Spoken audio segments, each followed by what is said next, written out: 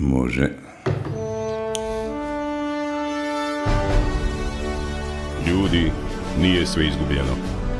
Kako su se naši borili u ona vremena, borit ćemo se mi u ova. Život je borba, budućnost pripada nama, pobjednicima.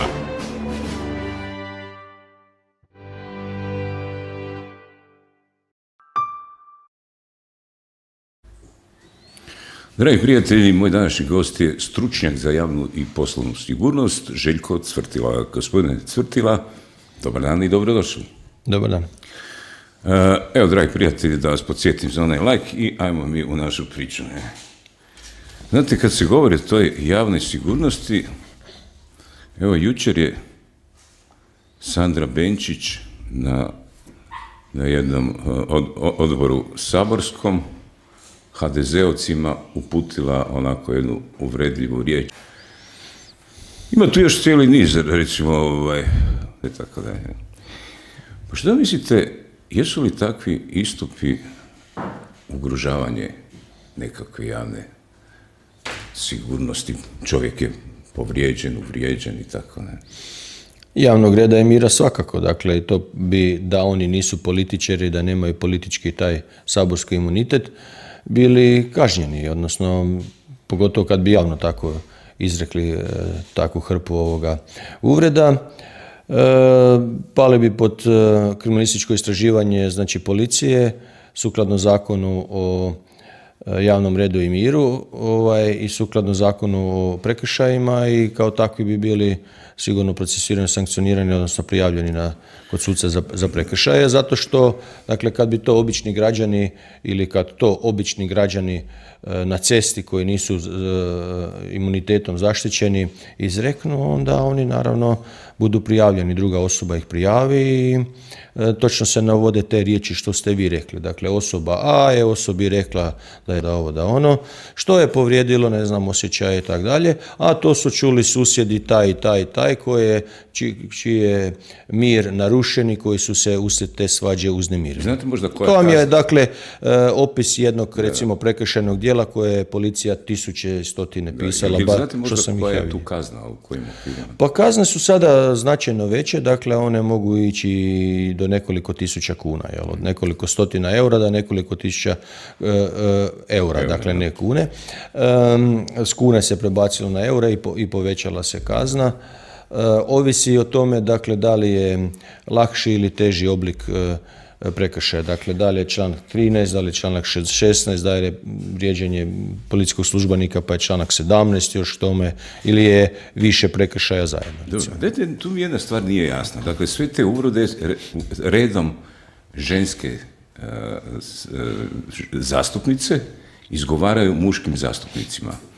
I sad nije mi jasno kako to da nitko od tih muških zastupnika, ako je ona rišla za stoka i tako dalje, ima gomila domaćih životinja, od krave, krmače, kuje, kokoši, tako dalje. Kako to da nitko, nijedan od tih zastupnika kojima su bile upućene ovakve bezobrazne riječi, nije uzvratio istom mjerom? Pa bi onda možda drugi puta se ta zamislila da li da ide na takav način vrijeđati, ne? Pa zapravo mislim da to je u redu, da ne vraćaju tom istom mjerom, iako bi možda javnost bila suglasna s time da im se vrati na isti način, ali bih rekao da su kultivizirali se, to je s jedne strane, a s druge strane postoji taj jedan strah koji je nametnut u javnosti, gdje je, dakle, uspostavljen narativ da je ženska osoba, što god ona radila, uvijek u pravu. Dakle, to ide i od prekršaja, odnosno iz domene obiteljskog zakona, odnosno nasilja u obitelji. I često se događa da kada i ženska osoba bude ta koja je prouzročila neki prekršaj ili je pokrenula određeni sukob, svađu i tako dalje, ne čak da bude jednako sankcionirana kao, ne znam, muška osoba koja je to prihvatila, pa uzvraća, nego čak ne bude sankcionirana, a muška osoba bude sankcionirana. I često sam to gledao. To je diskriminacija. Da, to je sigurno, to je sad druga jedna vrsta diskriminacije. koja mi govorimo, počeli su je nazivati prije 10-15 godina pozitivnom diskriminacijom u smislu manjina. Dakle, i sad je to prešlo ne samo kao diskriminacija prema manjinama, nego diskriminacijama prema slabijima, nezaštićenijima i tako dalje.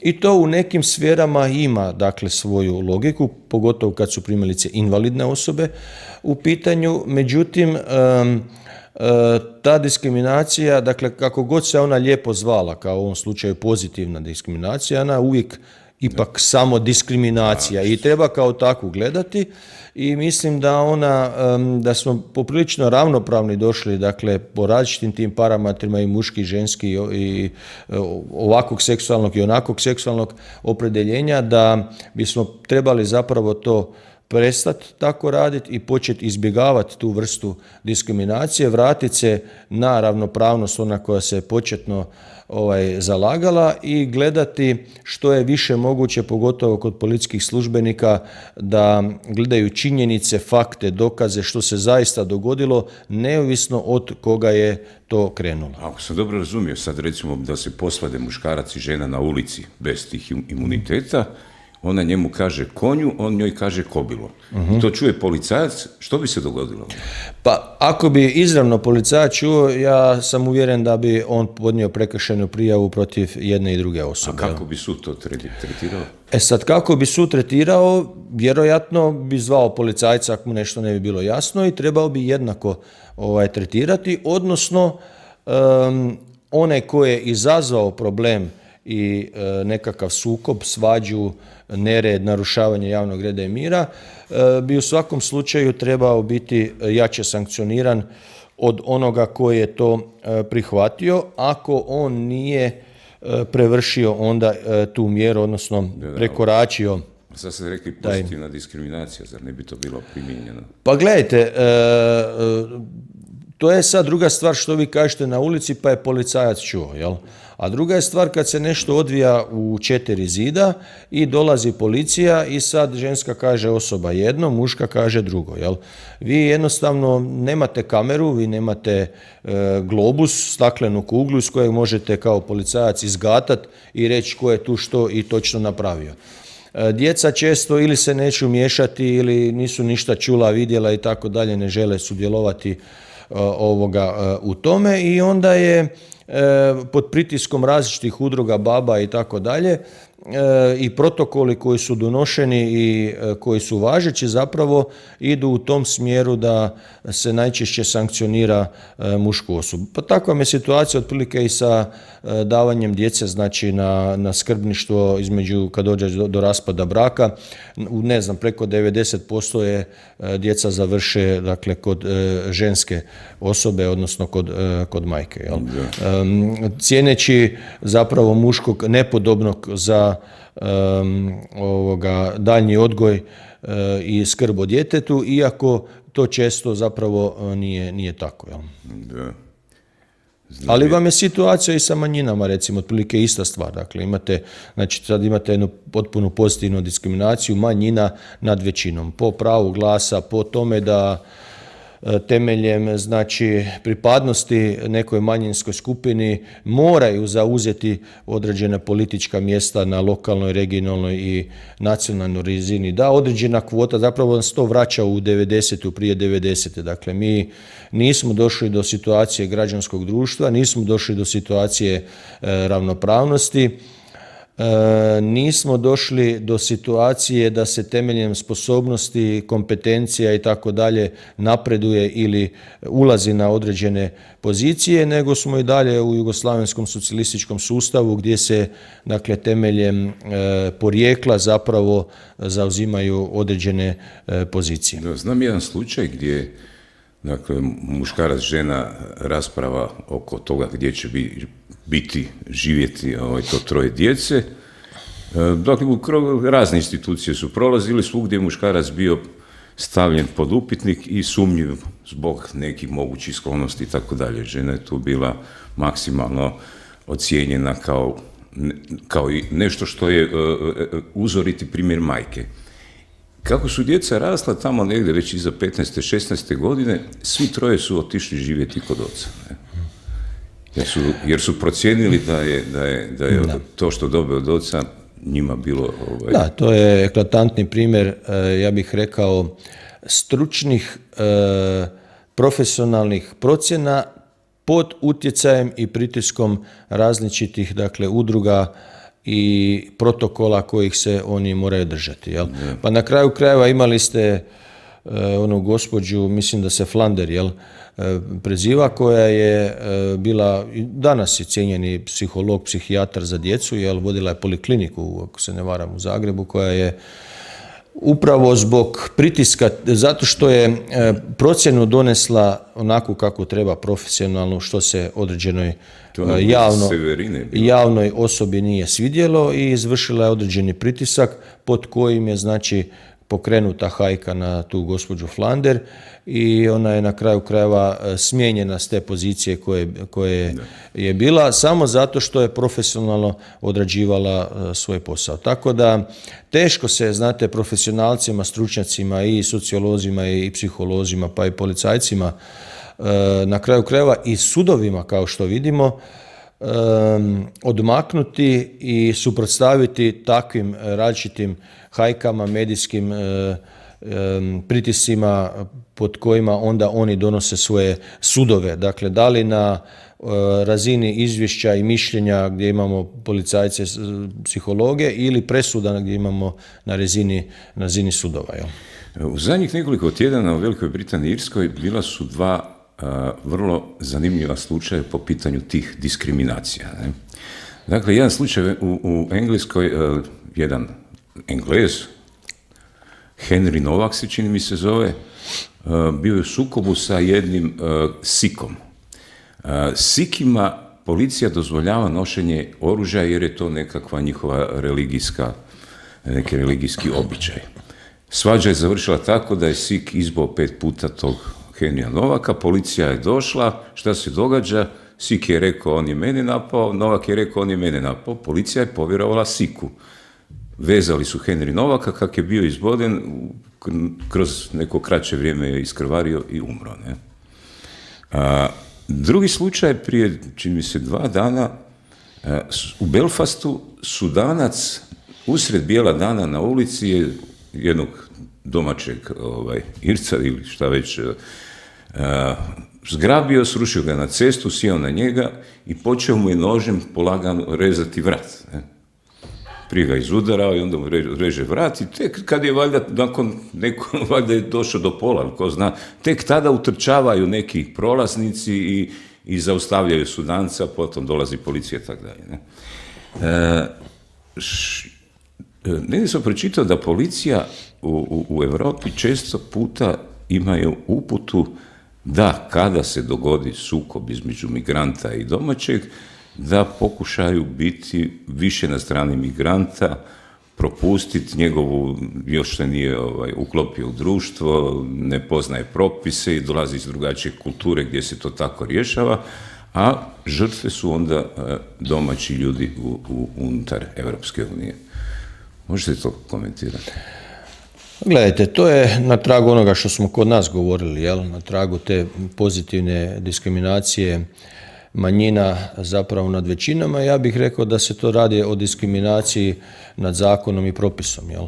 Dakle, mislim da određenoj državi, Hrvatskoj, Europskoj uniji, bilo gdje, zakoni trebaju jednako važiti za sve. Mi smo imali kod nas sudske presude, gdje neki djeca pripadnika Roma su i njihovi roditelji oslobođeni zato što su oni prosjačili, krali i tako dalje, na što su ih roditelji prisiljavali, jer je to njihov način i stil života. I sad zamislite da u perspektivi u Hrvatskoj dođe vam 10 različitih pripadnika različitih nacija, različitih kultura i različitih običaja.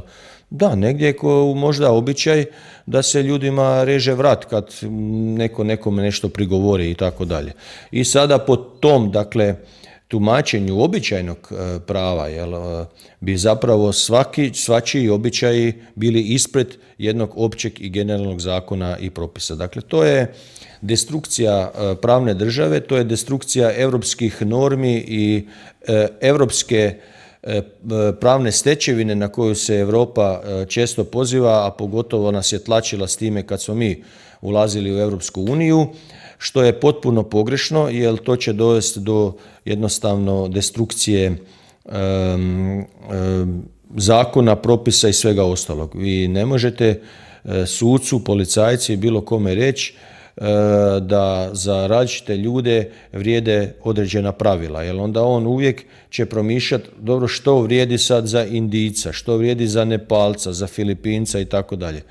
To je jedna katastrofa, protiv toga treba se strogo postaviti, odnosno ne dozvoliti takve situacije, vlasti sve ostale pritiskati da jednostavno na jednak način primjenjuju zakone i propise, ali to vam ulazi na mala vrata, evo na ovakav način kako sam rekao, pa to je manjina, oni su slabiji, oni su nezaštićeni i tako dalje. Mislim, gledajte, znači, invalid može počiniti ubojstvo, može počiniti silovanje, ženska osoba može počiniti ubojstvo, dijete može počiniti ubojstvo, ženska osoba može biti jako izrazito nasilna, može biti zločinački opredjeljena, može biti serijski ubojica, svašta se tu može događati od strane tih manjih i nezaštićenih. Dakle, ja apsolutno taj segment ne uzimam i nikad nisam posebice uzimao u obzir, nego sam se držao uvijek činjenica i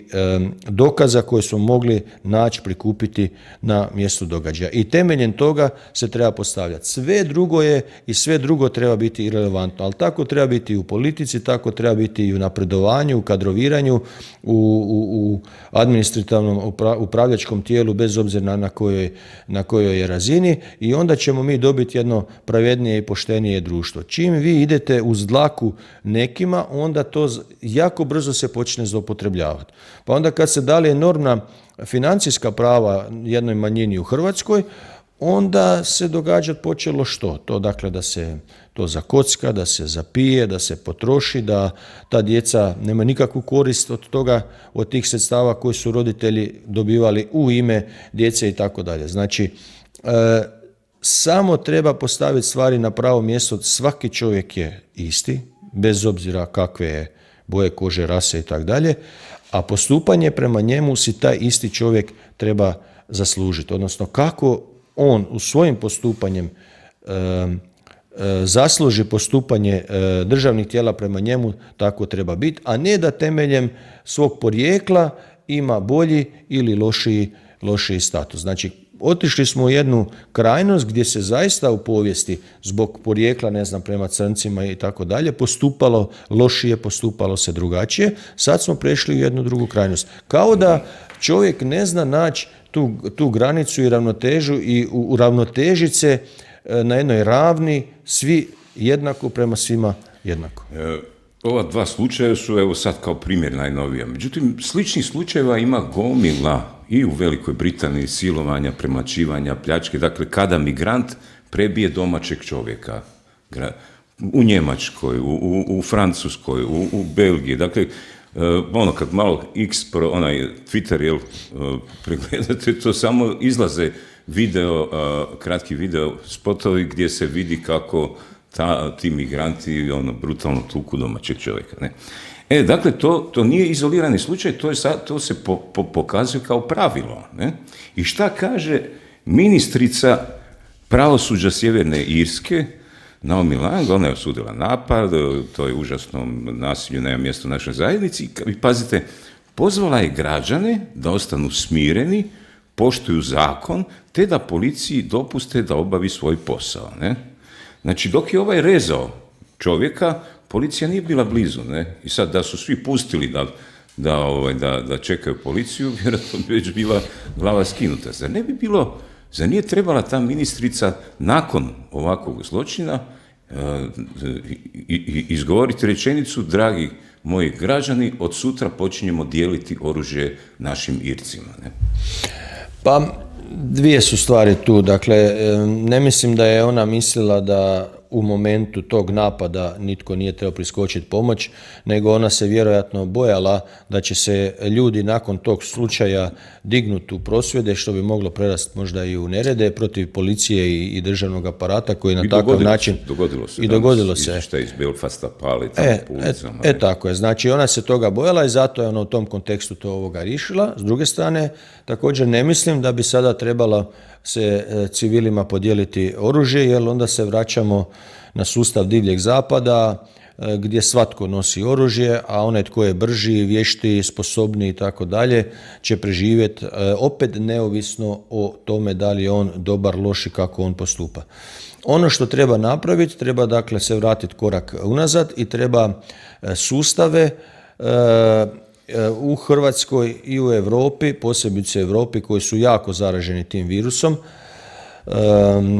pozitivne diskriminacije, odnosno toga da je onaj ko je deklariran ili označen kao pripadnik slabijeg, manje zaštićenog ili manjina, ima nekakav privilegirani status i da se prema njemu postupa blaže nego što bi se postupalo prema nekome drugome. Sad, to dovodi, dakle, znači, to vam je kotač, to je jedan ciklus koji dovodi do nekih drugih stvari i opet će dovesti do ekstrema i bojim se da će to dovesti do nekih situacija kao što je bilo 40-ih godina, kad su nacisti došli na vlast. Tako i ovdje, kad ljudi previše nepravde napravite, kad vidite da ljudi nisu zaštićeni, da su oni diskriminirani u svojoj vlastitoj državi, onda vam se događaju to da će, nadam se, barem u demokratskom sustavu i poretku i procesu, doći do promjene tih politika na način da će vam stranke poput AfD-a koje ponovo raste, i velika je vjerojatnost da bude zapravo na vlasti u Njemačkoj, odnosno da preuzme vlast, jedina šansa da ponovo CDU i CDS se spoje, dakle SDP, HDZ, što će se vrlo izvjesno dogoditi, samo da ovi ne preuzmu vlast, ali taj ciklus će ići i onda ćete doći do toga da će takva jedna vlast, pitanje u kom smjeru će krenuti. Dakle, da li će samo se zaustaviti da to iznivelira ili će poduzeti drastične mjere pa će ponovo se vratiti na onaj sustav gdje su zaista dakle, nekakve manjine po rasnom ili nekom drugom principu bile diskriminirane. Zato sam protiv bilo kakvih diskriminacija. Ponavljam, znači, niti one stvarne diskriminacije, niti ove tako nestvarne, lijepo nazvane pozitivne diskriminacije, jer ona dovodi do nezadovoljstva ljudi, do nepravde, do bunta, do dakle, dizanja tenzija na drugoj strani i to jednostavno nije dobro. Već se nešto slično u Velikoj Britaniji događa. Nigel Farage, jedan desni nacionalno orijentirani političar, sad na lokalnim izborima prije mjesec dana njegova stranka je ostvarila najbolji rezultat. Do prije par godina su bili u nekakvim postocima 1-2, sad su dakle već preko 20%. No dobro, recite, dakle, često vidimo te takve video uratke iz raznih europskih država gdje migranti napadaju domaćeg čovjeka, on se, niti se zna braniti, on nekako pušta da ga udaraju, on bježi, ako je sa ženskom, sa curom, onda će oni navaliti na curu, često se dogodi da uopće ni ne pokuša braniti svoju djevojku. Dakle, ta jedna nemogućnost suprotstavljanja nekome koje je jak, agresivan i tako dalje. Što mislite, razgovarali su s nekim ljudima vezano uz testosteron? Neka istraživanja u zadnje vrijeme pokazuju da kod mladih ljudi se bilježi manja količina testosterona nego kako je to bilo, šta ja znam, prije 40-50 godina, ne? Što mislite o tome? Jer vidimo i u Hrvatskoj se događa, evo recimo sad ste nabrojali cijeli niz nekih prepreki, prije se to riješilo odmah na ulici, dum tras i gotovo. Nikakav sud, nikakva policija i svi kući pjevajući ovdje. Ne? Da, samo za razliku od naših generacija, što kažete, to došlo je do eventualno nekog tuče, jel, rukama, nogama i takve stvari, međutim danas to prelazi mjere, pa onda uvijek neko ima ili nož ili palicu ili čak i pištolj i onda, isključujući tu onaj ratni period, jel, kad su isto svi bili manje više naoružani, i onda dolazi do teških tih ishoda. Dakle, nisu dobra rješenja, nažalost, trebali smo u zadnjih 30, 40, 50 godina možda preraste ulične sukobe i naći neke modele drugačijeg razrješavanja sukoba, što očito baš nismo došli do toga, ali naravno da taj možda ciklus nekakvog napretka i demokratizacije narušava i ogroman broj priljev migranata koji nisu došli ni do te razine do koje smo mi bili možda prije 50 godina. Jel? Sada, što se tiče testosterona, znači teško mi je reći, dakle neke izjave su da se čak kroz hranu nešto plasira što to smanjuje, ali ja ne bi ulazio u to, jer za to nisam vidio nikakve dokaze, možda ne postoje. Zato ćemo reći, dakle, ženski kontracepcijski te tablete Estragona koje mokraćom ulaze u zemlju, kasnije se ponovo u vodu odvraćaju, dakle to je nešto što onda i muškarci konzumiraju i dobivaju jednu malo mekšu žensku pa moguće cirkulira, ali ono što je sigurno, što se jako je utjecalo na psihu, je taj pritisak, znači, javnosti, odnosno različitih ženskih udruga koje pritišću muškarca na jedan drugačiji način. I sada, znate, danas je teško biti muškarac, ali teško je biti i žena. Ja mislim da ni muškarci ni žene se nisu privikli na nove uloge, jel? A to je da muškarac nasiljem ne rješava neke prijepore unutar obitelji. Ako on to tako ne radi, onda druga strana često to doživljava kao mekog muškarca, kao nekog papučara i tako dalje, pogotovo žene... slabost. Da, kao slabost, pogotovo žene koje vole snažnije, jače muškarce i tako dalje. Jel? Sada, onda u tom kontekstu se žene ne snalaze, jer ne znaju na drugačiji način onda kompenzirati to, nego, ne znam, prije 50 godina muškarac u kući kad je rekao ženi da šuti, ona je šutjela. Ako to nije, onda je fizički to nametnuo, što je dakle nekakav paralela sa državama, sa silama, jel? Dakle, kad se svađaju dvije države i sad se ne mogu dogovoriti, na kraju što prevladava? Na kraju se ide u rat i onda ona koja jače ima veće oružje, veću snagu, pobjeđuje i tako dalje. Znači, u tom segmentu državnom se mi nismo od toga previše odmakli. Na kraju krajeva danas to vidimo. Dakle, de facto dvije najveće sile u svijetu vode, napadačke ratove, jel? A u obitelji se očekuje da se to bude drugačije. I ja se slažem s time, mislim da treba biti drugačije. Sigurno nije dobro da bilo koja strana nasiljem to rješava, ali nije se ni muškarce ni žene pripremilo za drugačiji način funkcioniranja. Sada, kad žene vide to, dakle, da se ne događa nikakva sila, onda tu postaje pretjerana verbalna sila. Jel? Znači, verbalno nasilje je upisano i u zakonu o prekršaju protiv javnog reda i mira i u obiteljskom zakonu kao nasilje, jel?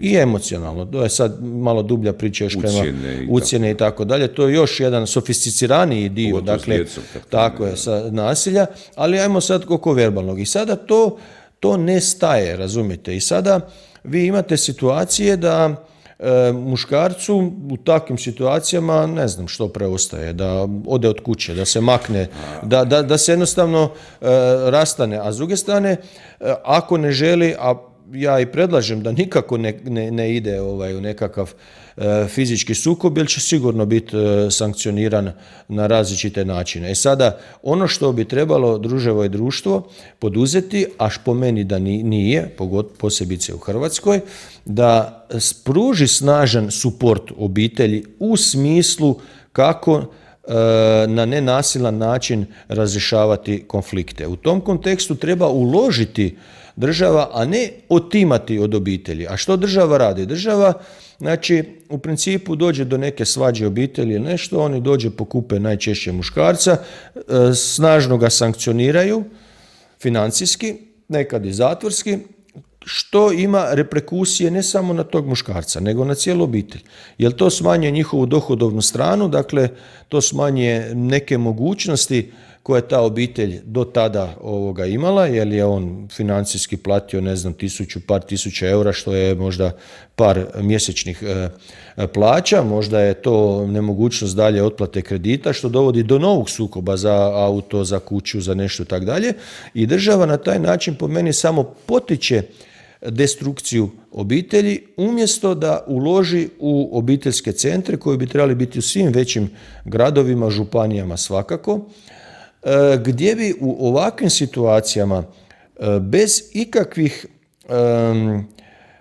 prijetnji od sankcija, kad obitelj vidi da treba pomoć, što može biti između roditelja i djece, primjerice, ne mora biti samo između roditelja. Otišli u te centre, potražili pomoć i, dakle, dobili u smislu toga da se vidi kako se rješavati konflikti, kako to raščišćavati bez nasilja, dakle, ne samo fizičkog, nego i ovog verbalnog i ovog emocionalnog što ste spomenuli i tako dalje. To nije jednostavno, jel?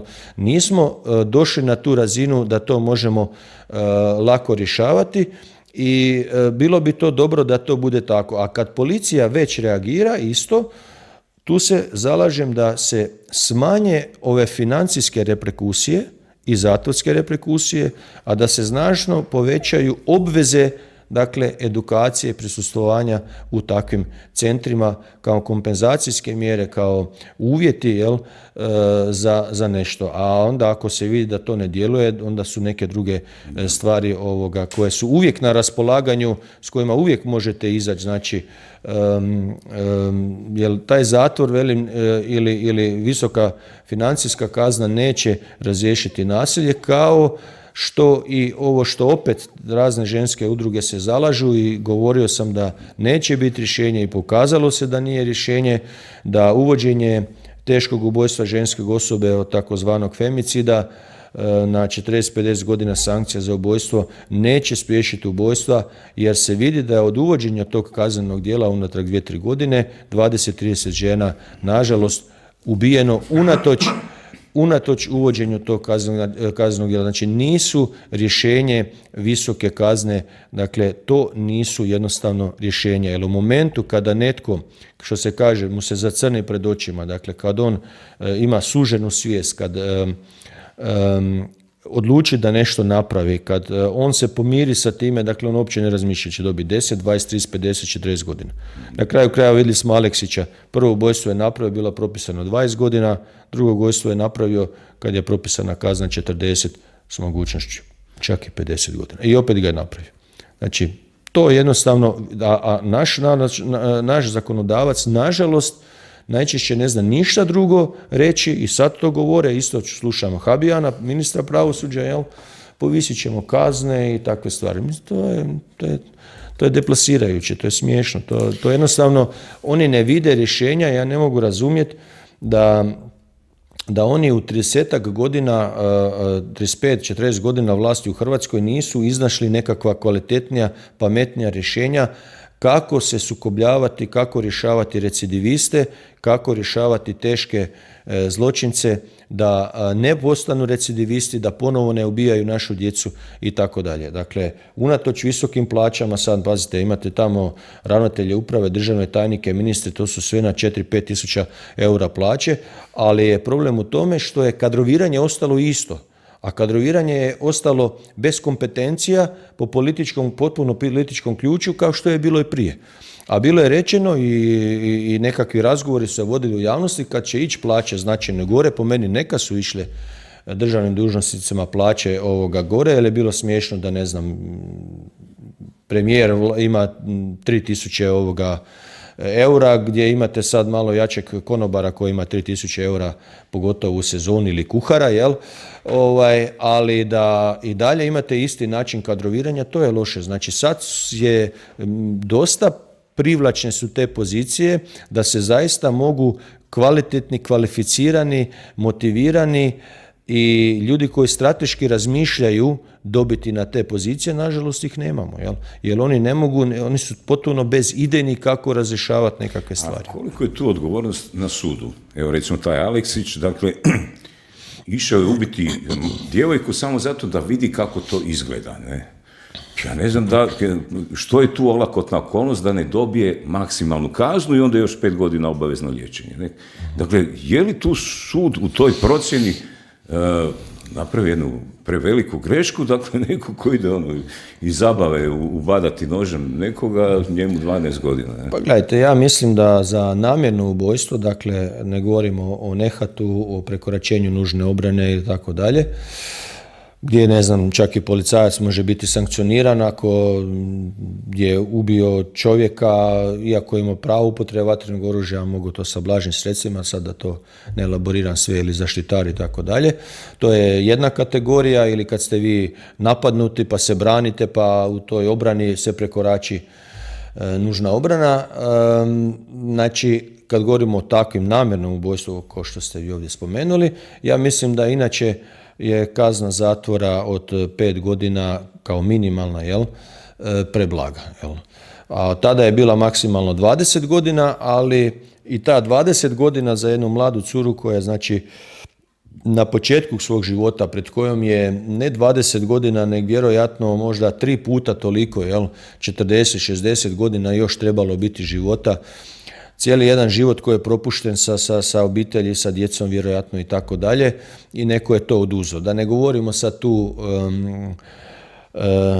emocije i sve ostalo što je cijela obitelj, prije svega roditelji, preživjeli zbog toga. Znači, to je preblaga kazna. Da je bila 20, bila bi preblaga kazna. Da se mene pita, te kazne ispod 30 godina sigurno ne bi bile. Dakle, otprilike onoliko koliko je osobi bilo da još živi, minimalno toliko kazne, a onda dalje bi se vidjelo. Dakle, to je sud sigurno pogriješio po meni, iako sud važe tu situaciju. Ono što je problem u Hrvatskoj su dvije osnovne stvari kad govorimo o kaznenom sankcioniranju. Prvo su minimalne kazne koje nisu dignute na razinu na kojoj bi zaista za određeno kazneno djelo minimalna kazna zatvora trebala i biti. Primjerice, vi imate za silovanje od 1 do 12 godina. I sad se postavlja pitanje koje su to olakotne okolnosti ako je silovanje bilo i izvršeno. Znamo što je silovanje, da sad to ne elaboriram. Koje su to olakotne okolnosti da netko dobije godinu dana, a koje su to otegotne okolnosti da netko dobije 12 godina? Znači, taj raspon između godinu i 12 je prevelik, prestrašan je. I onda se dogodi, dobijete godinu dana, zapravo možete dobiti uvjet, Znači, kazna za silovanje, dakle, a opet s druge strane vi ne možete sudu i sucu oduzeti pravo da on određuje raspon kazne, jer onda on ne bi bio sudac. Ako bi pisalo za silovanje 10 godina, onda nema šta, on nema šta suditi, mora dati kaznu. Onda bi bile administrativne kazne, znači mora raspon biti. Ali minimalne kazne se moraju dignuti. Znači, primjereno bi bilo da silovanje, ako je zaista napravljeno, da ono mora biti minimalna kazna 5 godina, recimo do 12 godina. Sad, ali onda svatko ko je napravio silovanje će minimalno 5 godina biti u zatvoru bez ikakvih mogućnosti smanjivanja, pomilovanja, uvjetne kazne i tako dalje. Mora biti minimalno 5. Sucu je sada raspon od 7 godina da utvrđuje stupanj krivnje. Dakle, koliko je netko zaista, koliki je njegov krimen za to što je on napravio. Ali 5 godina to je minimum. Sad može dobiti 6, 7, 8, 12. Nebitno, kako sud odluči. To je prvi osnov. Znači, minimalne kazne se moraju drastično dignuti, povećati. Pa tako i ova za ubojstvo mora doći po meni minimalno, barem za obično, takozvano obično ubojstvo. Znamo što je teško i kvalificirano, dakle, policijskog službenika, trudnu ženu na posebno okrutan, podmukao način i tako dalje. Znači, gdje je kazna minimalno 10. Recimo, ta kazna isto treba ići na veću, ali i za ovo obično treba ići po meni za ovoga na značajno veći. Druga stvar što se treba uvesti i to sam nakon što se ovo dogodilo u Obrovcu nekoliko puta i javno komunicirao. Bojim se da to nije baš došlo do onih koji bi trebalo, primjerice do ministra pravosuđa, a vidim da je i dosta velik otpor se pruža u samom sudstvu, odnosno u pravnim krugovima, iako bez ikakvih jasnih argumenata, bar ih ja nisam čuo, a to je da se naprave rasponske kazne. Po uzoru primjerice na Ameriku. Jel? Što znači rasponska kazna? To znači da dobijete kaznu u rasponu od primjerice 10 do 20 godina ili 20 do doživotne kazne zatvora. I što se sad događa? Vi ste napravili nekakvo ubojstvo i minimalna kazna vam je recimo 20 godina. Vi ćete dobiti 20 godina. Nema tu otpusta, pomilovanja, ništa. 20 godina to je dug državi, dug društvu, osveta na kraju krajeva ako hoćete društva, odmazda, koju vi morate odrediti. Sad, onaj drugi dio je, druge dva cilja kažnjavanja je da osoba kad izađe bude sigurna za zajednicu i da bude koristan član društva, odnosno da se ona rehabilitirala, resocijalizirala. Znači radi se procjena. Resocijalizirala, tako je. Nakon 20 godina bi se radila procjena uz prikupljanje svih mišljenja i saznanja, između ostalog od obitelji žrtve, od policije, od pravosudnih djelatnika koji rade tamo, znači pravosudne policije, zatvorskih psihologa, sociologa i tako dalje koji dalje rade s tom osobom. I procjena je sljedeća. Dakle, imamo dva smjera. Smjer A, osoba nije sigurna za zajednicu i nije se resocijalizirala, dakle, ne može biti koristan član društva, ta osoba ne može ići dalje, ne može ići van. Ona dalje služi svoju kaznu do doživotne, jel tako? Nakon 5 godina, ili 3, 4, kako god zakon odredi, ide se sa novom procjenom. I sad se kaže, ok, ta osoba bi potencijalno mogla ići van, idemo pomalo ju puštati sljedećih 2-3 godine da vidimo kako će to funkcionirati. I na kraju se kaže, ta osoba može ići van. Ona je uvjetno vani, doživotno je vani uvjetno. Razumijete? Znači ona sutra napravi neki teži prekršaj ili kazneno djelo. Ona se vraća nazad na odsluženje doživotne kazne zatvora. Nema tu novog suđenja koje traje ko ovdje sad. Imao si oružje, nisi imao oružje, pa nisu započeli u 2,5 godine proces. Nema toga. Ti si se momentalno vratio u zatvor, a to što si imao ilegalno oružje, ok, to ćemo ti suditi, ali si ti u zatvoru. Jer si ti nisi siguran za zajednicu. Ti nisi koristan član zajednice. Nazad u zatvor. To bi bio jak motivacijski faktor i za same počinitelje. Da jako dobro paze što će napraviti vani. A ne ovako 12 godina on odslužio i njemu niko ništa ne može. On je nevina osoba de facto. Vi nakon procesa rehabilitacije, vi toj osobi ne smijete spomenuti da je ona kazneno gonjena. Ne smije se u evidenciji kod zapošljavanja nigdje, jer vi ste moguće pod sankcijama, odnosno vas se može eventualno sankcionirati, pa i zatvorski, jer ste spoticali nekome da je on bio ranije zločinac. Pa to je jedna suludost, razumijete. Do toga se ide da se čak traži, zapravo zatražilo se pod okriljem demokracije i tako dalje i svašta nečega, jel? Ulaska u Europsku uniju, da policija čak ne smije bilježiti, dakle, mora se izbrisati iz evidencija da su takve osobe nakon procesa rehabilitacije ikada kažnjavane. I sada vi imate, silovanje u nekom kvartu, imate bludne radnje i tako dalje, gdje je recidivizam vrlo visok, 80%, vi zapravo ne možete iz evidencije izvući da vidite ko se tu kreće, od pedofila pa nadalje, da vidite potencijalno ko bi po osobnom opisu mogao, kako oni misle da će to policija rješavati. Razumijete? Dakle, osnovni alat su informacijski sustav MUP-a, dakle, evidencije policije, to je osnovni alat, uvijek bio u policiji. Znači, od otisaka papilarnih linija do Lobrozovog opisa od prije 100 godina pa do, najnovijih prije 15-20 godina, znači, evidencija DNK. Jel? Znači, To su osnovni alati s kojima policija funkcionira i sad i to se hoće uzeti kao ne smije se. Onda sad naravno su različita dovijavanja pa kao neka operativna izvješća pa to nije nekakav dokaz, nije evidencija, ali nekakva su saznanja da bi eventualno nekako policija mogla funkcionirati. Znači to je smiješno. Morate dati policiji alat, naravno nju treba nadzirati i kontrolirati da se to ne zloupotrebi, ali mora imati alat da bi ona bila efikasna i uspješna. Tako da ove dvije osnovne stvari po meni treba uvesti, dakle dizanje minimalne kazne bez mogućnosti da se na ikoji način zaobiđe ta minimalna kazna i rasponske kazne, znači koje bi bile u mogućnosti da uvijek počinitelja vrate nazad. Jer, dakle, vi možete staviti kaznu od 10 recimo do 30 godina ako nije mogućnost doživotne, jel? Zašto? Znači, tu se ne bi dogodilo, kao što imaju neki prigovori, jel, koji se zalažu za prava zatvorenika, protiv čega ja nisam. Ja mislim da zatvorenici se mogu i trebaju rehabilitirati i to je osnovni cilj. Znači, pa nije cilj da ga država tam 100 godina hrani negdje, jel? Pogotovo za nekakve, kak bih rekao, kaznena djela koja nisu ovako drastična, ubojstva i tako dalje, jel?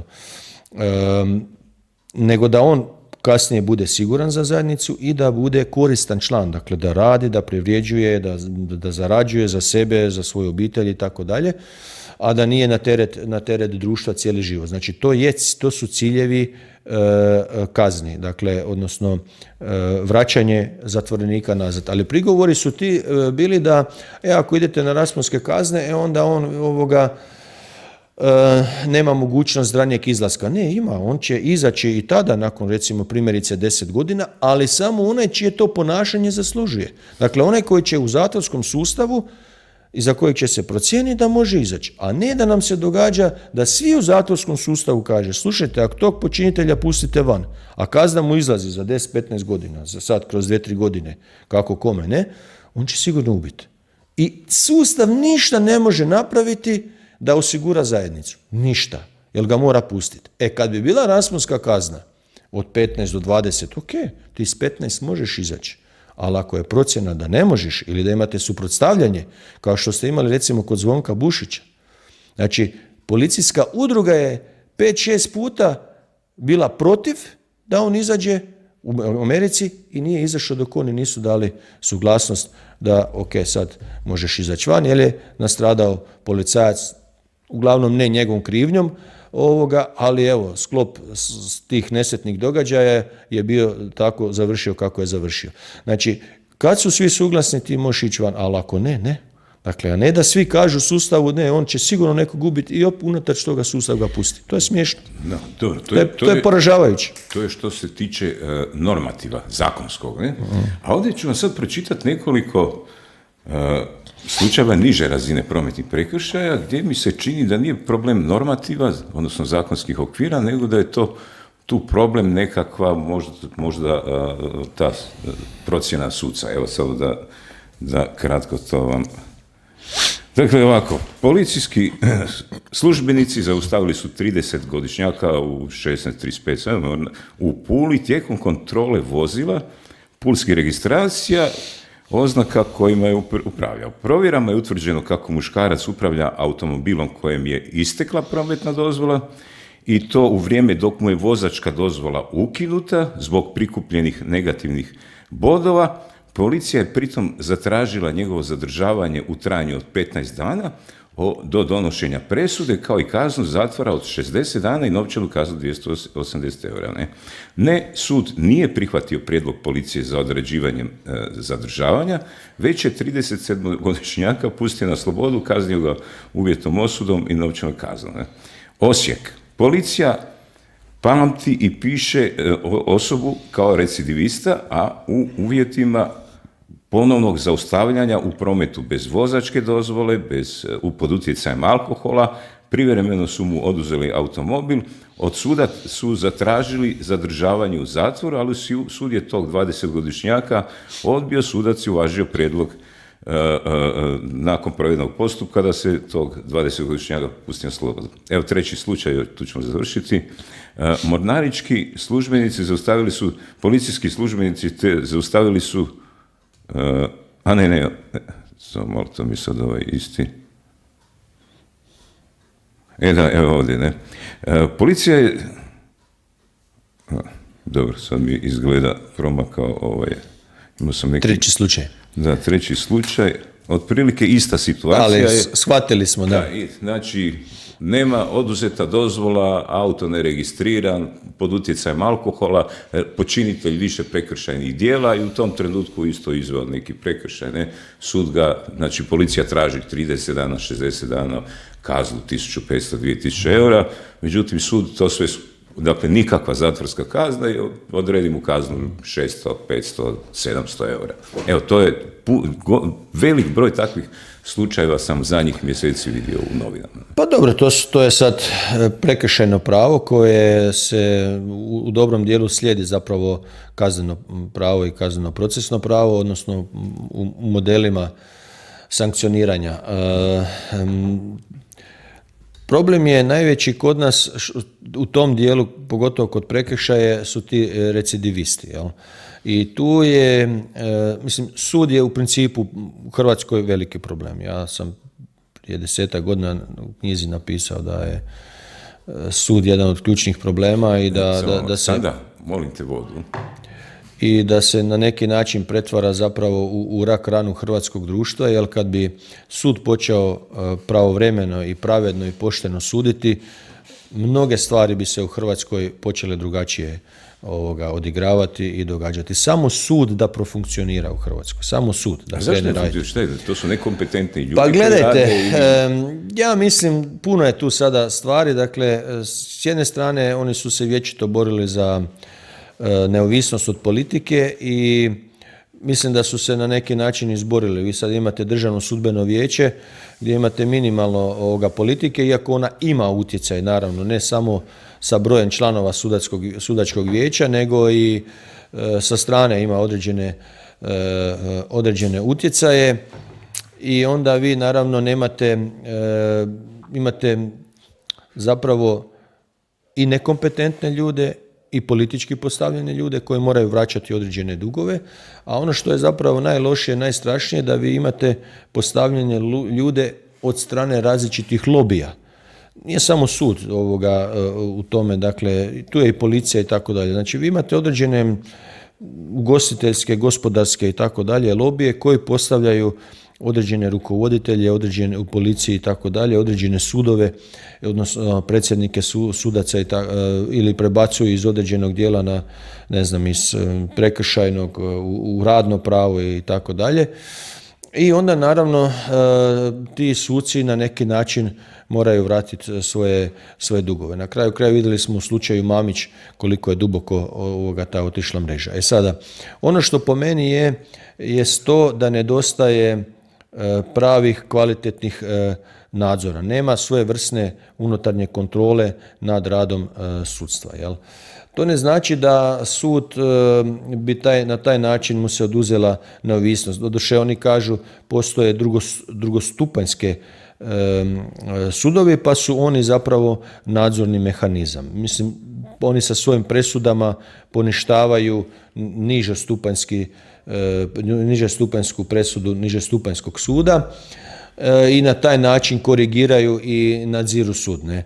Međutim, ja mislim da treba jedno tijelo, naravno sastavljeno od sudaca, koji bi bila svojevrsna unutarnja kontrola, koja bi se možda najvećim dijelom bavila pravovremenošću i poštivanjem zakona o radu, odnosno ispoštivanjem određenih normi i procesa, a manje kako je netko presudio. Znači, ako ovdje u 2,5 godine nitko ništa nije poduzeo, primjerice, jel, u slučaju Aleksića, da je netko ranije izvršio kontrolu i rekao, slušaj, ti nisi napravio svoj posao koji svaki radnik treba napraviti. Onaj u tvornici, onaj cestar na cesti, policajac, tak dalje, ima određene pravila, norme koje mora napraviti i ispoštovati da bi dobio plaću. Tako i sudac mora određeni broj postupaka odraditi da bi mogao dobiti plaću. To nema veze sa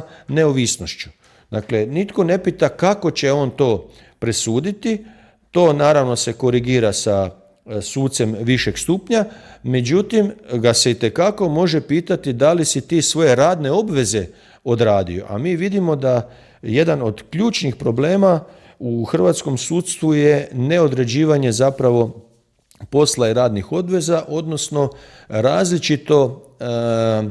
različito tumačenje i iskrivljavanje procesa koji dovodi do nerazmjernih i nerazumnih odugovlačenja procesa. Tako da vi imate neka suđenja koja, ne znam, treba u radnom pravu odraditi u 6 mjeseci, ona se razvlače na 4-5 godina. Jel?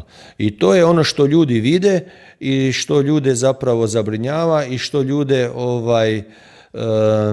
na neki način zapravo dobivaju osjećaj taj neravnopravnosti, odnosno osjećaj nepravde unutar suda. Tako i ovdje situacija, posebice kad su recidivisti u pitanju. Mislim, to se riješi jednim člankom zakona, a to je da svaka sljedeća kazna bude veća i drastičnija od one ranije, a ne da sljedeća kazna bude često lakša i manja od neke prethodne ili prve kazne. Jel?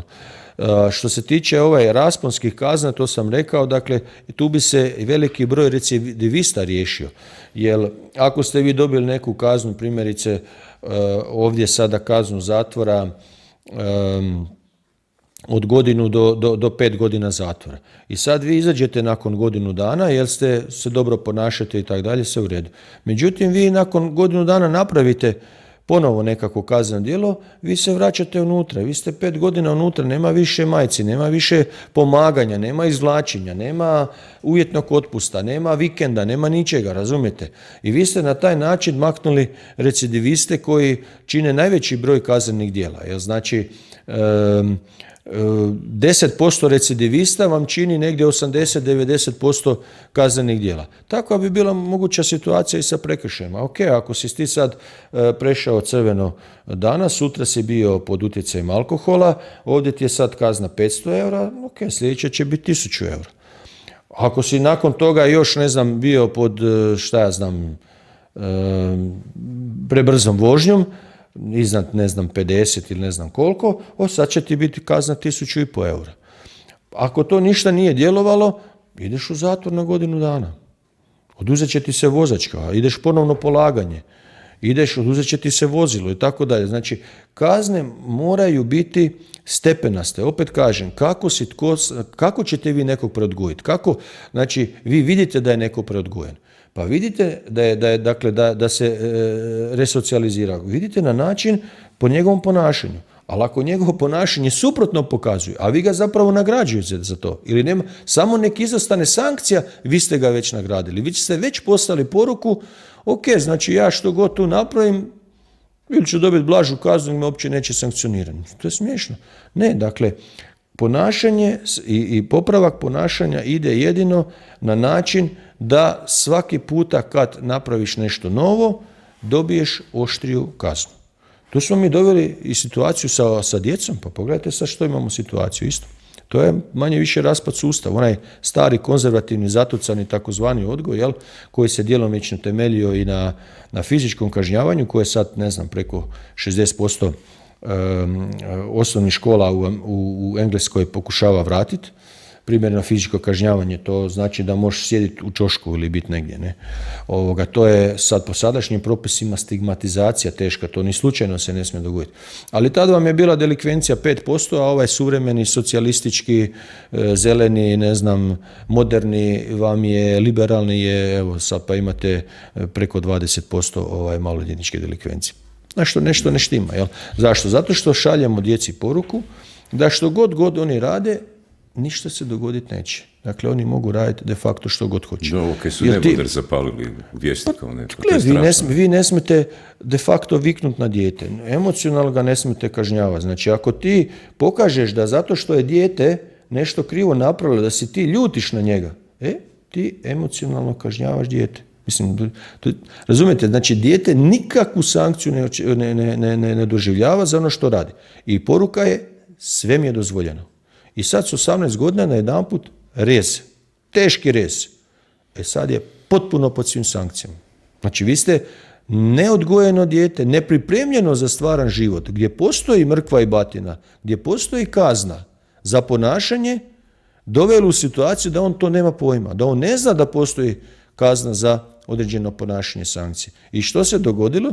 Što se događa? Dakle, imate knjigu koja to prije 20 godina je napisala, Stoljeće rata se zove, gdje zapravo se ide očito na namjerno destrukciju i uništavanje obitelji, gdje vi zapravo imate situaciju da djeca koja su u takvim okolnostima odgajana su nepripremljeni članovi za tržišno društvo. A oni koji imaju novaca, pa ih pogotovo u Americi, zapadnom svijetu šalju u koleđe, tamo postoji itekako sankcije.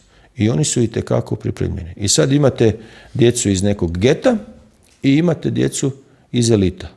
I naravno da su elite unaprijed spremne preuzeti i voditi društvo. A ovaj iz geta gotovo nikakve nema šanse da preskoči tu crtu. Dobro, htio sam još jednu temu za kraj, treći entitet u Bosni i Hercegovini, dakle o tome se počelo sada pričati, bila je neka tribina, pa Domovinski pokret nešto podnio, sastavlja neki prijedlog. Ne znam ako ste gledali prije tjedan dana u Otvorenom, bila je tema treći entitet i gostovao je jedan član SDA, neki Armin, ne znam, nego sjeti kako se zove, znam da mu nadima prva čakija SDA.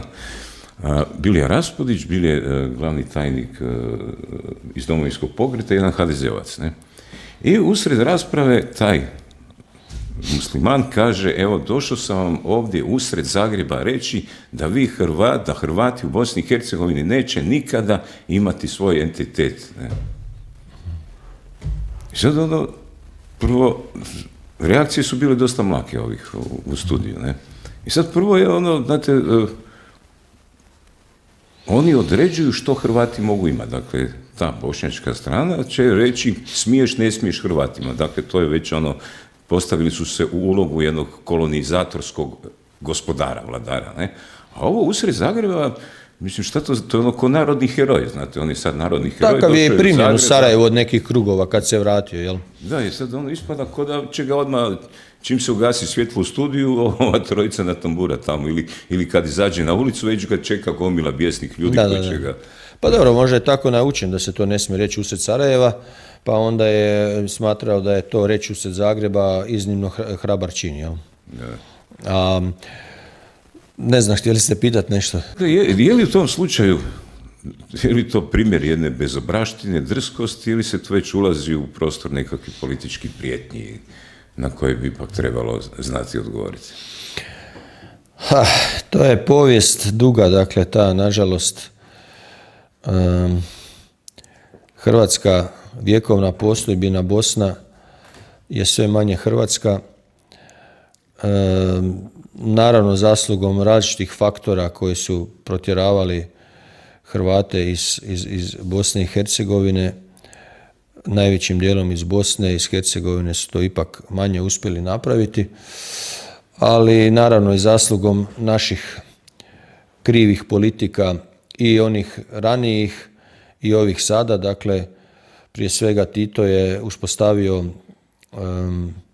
domovinu Hrvata, je podijelio, jel? Znači na Bosnu i Hercegovinu i Hrvatsku, i to je namjerno napravio, naravno pod utjecajem srpskog lobija, jer Hrvati su se pokazali kad su jedinstveni, snažni, jaki, moćni, jel? I to je trebalo pod svaku cijenu. Znači, jedan dio je pobijen na Bleiburgu i na križnim putevima i progonjen 50 godina nakon tog rata. Jedan dio je rascijepljen, jedan dio je raseljen i potjeran iz Hrvatske i dakle taj dio koji je ostao u Hrvatskoj je bio u potpunosti pacifiziran i pasiviziran, jel? I nije se mogao više teško se mogao oduprijevati. Sada, nakon ovog rata domovinskog i rata koji je bio u Bosni, gdje su znači Hrvati bili ključni faktor u obrani Bosne i Hercegovine, zapravo prije svega uspostavi Bosne i Hercegovine, jer bez glasova Hrvata koje je de facto su dobili zapovjed iz Zagreba, odnosno prije svega od Tuđmana, da se glasa za neovisnu Bosnu i Hercegovinu, pa do naoružavanja u Hrvatskoj, do prijema i zbrinjavanja nekoliko stotina tisuća izbjeglica u Hrvatskoj, pa na kraju krajeva i do oslobođenja te Bosne i Hercegovine od velikosrpske agresije. Znamo na kraju sve te zadnje akcije koje su nakon Oluje, što je bila zapravo predispozicija da se oslobodi i Bosna i Hercegovina, a da je nije bila, vjerojatno bi bio Bihać 3 puta krvaviji nego što je bila Srebrenica, i to je sve uz pomoć Hrvatske na kraju krajeva razriješeno i Bosne i Hercegovine kao takve, kao sadašnje, ne bi niti bilo.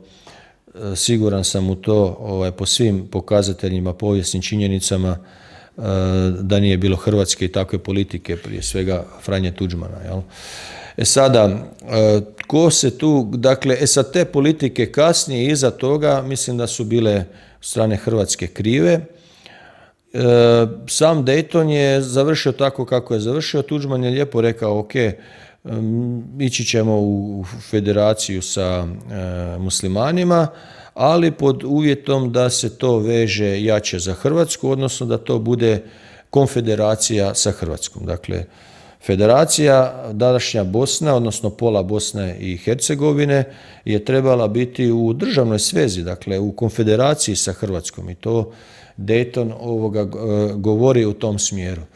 Uz snažan otpor nekih muslimanskih bošnjačkih krugova to se nije dogodilo, i dogodilo se ono što je Tuđman rekao da će se dogoditi ako do konfederacije ne dođe, a rekao je da će tada Hrvati biti nezaštićeni i u puno gorem položaju nego što su bili zapravo u Jugoslaviji. I to se zapravo sada i događa. Jel?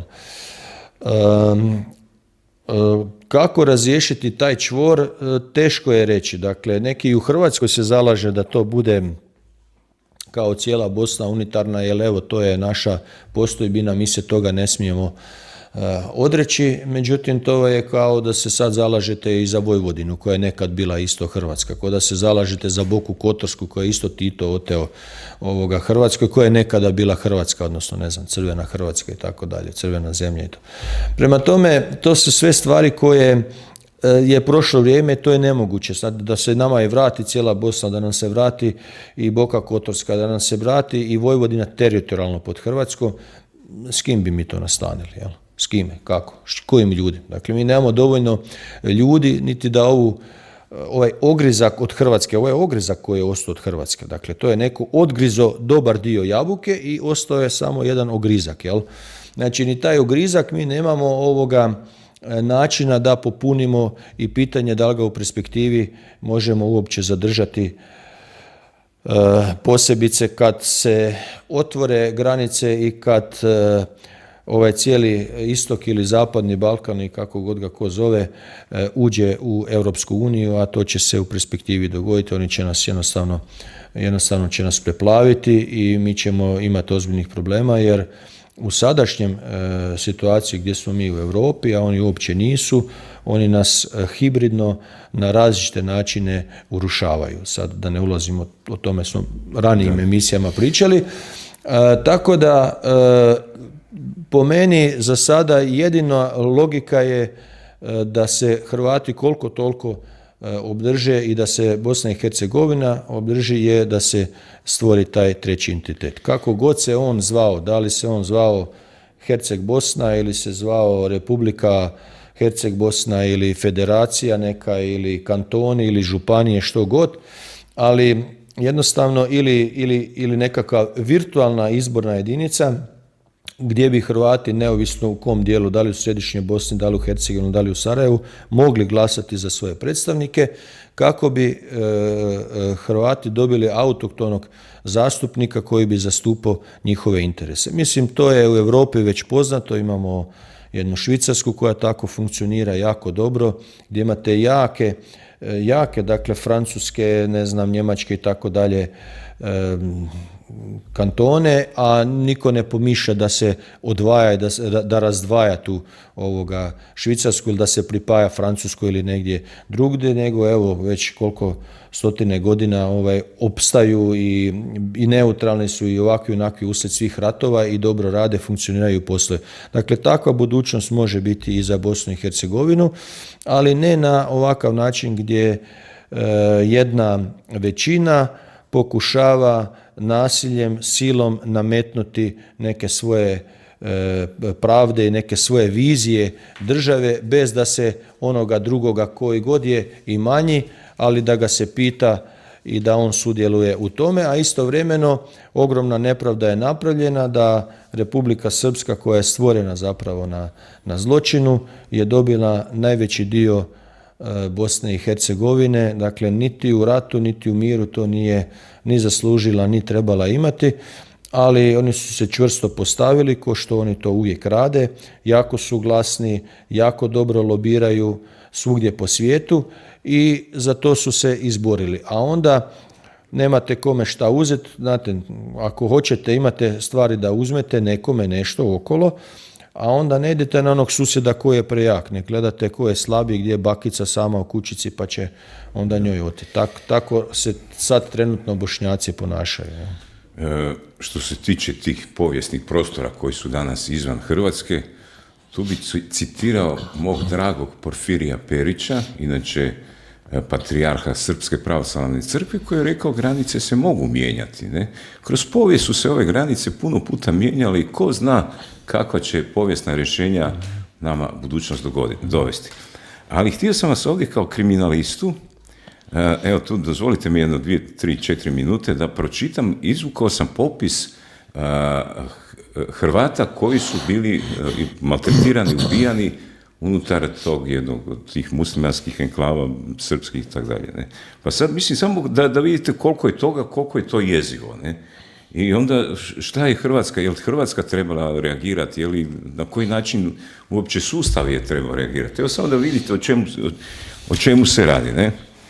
Evo, 1997. godina, veljača, Šipovik, u kući ubijen Fabijan Babić, kako bi se prikrio zločin, kuća je zapaljena, u trenutku miniranja je bilo 6 ukućana koji su lakše ozlijeđena djevojčica. Onda imamo 28. veljače, maltretirana i silovana, pa ste silovana 90-godišnja starica, koja je nakon toga u Travničkoj bolnici mjesec dana kasnije preminula. 21. ožujak minirana... Koje godine su to? Molim? Koja godina je to? 97. Minirana je područna crkva Kristova uznesenja. 16. travanj kokošari povratnika Vinka Jelonića i njegovog brata Juru pretukli su Salko i Samir Hrustanović, koji su uzurpirali njihovu kuću. Od zadobivenih ozljeda Vinko je preminuo 13. rujna. Nisu njega pretukli, oni su ga ubili. Da. 30. kolovoz zasjek 0, dok su tek djelomično obnovili dom i sjedili za večerom, u kući su iz vatrenog oružja mučki ubijeni povratnici Luka Jezerčić i njegov sin Pezo. Ubojstvo su preživjeli supruga i sin. 4. listopad iste godine silovana je 71-godišnja Hrvatica, po identičnom scenariju kao ona obitelj Jezerčić, kroz obiteljske kuće ubijen je Ivica Domić, znači silovali vjerojatno baku. Proste, koji je to prostor, čije? To je Šipovik. Je to Republika Srpska ili je federacija? Pravo da vam kažem, nisam siguran, pa ne mogu na to odgovoriti. Sumnjam da je prostor Herceg-Bosne. Herceg-Bosne.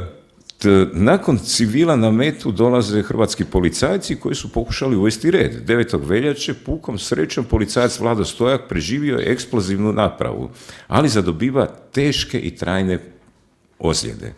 8. svibnja 1998. Han Bila otvorena je rafalna paljba na policajca Josipa Perkovića i Vjekoslava Kolendu kad su se vraćali sa smjene. Od podmetnute 12. lipnja Lovrići, od podmetnute eksplozivne naprave u dvorištu očeve kuće stradao je policajac Perica Bilić. Daljinski aktivirana eksplozivna naprava ispred zgrade policijske uprave Travnik usmrćuje policajca Antu Valjana. O kakvom se sustavnom cinizmu radilo govori podatak da je prilikom očevida ubojstva Ante Valjana kriminalistički inspektor PU Travnik Adnan Adilović izjavio jedan ustaša manje. Istovremeno u zgradi policije u Travniku ilegalno je sjedište imala tajna bošnjačka služba AID. Onda idemo recimo Banja Luka, svibanj 2001. godine, tijekom polaganja kamena temeljca za obnovu uništene džamije, ekstremisti su brutalno napali bošnjačke povratnike, službenike od teško zadobivenih ozljeda, sad nema tu ne piše povratnik, da. Onda idemo,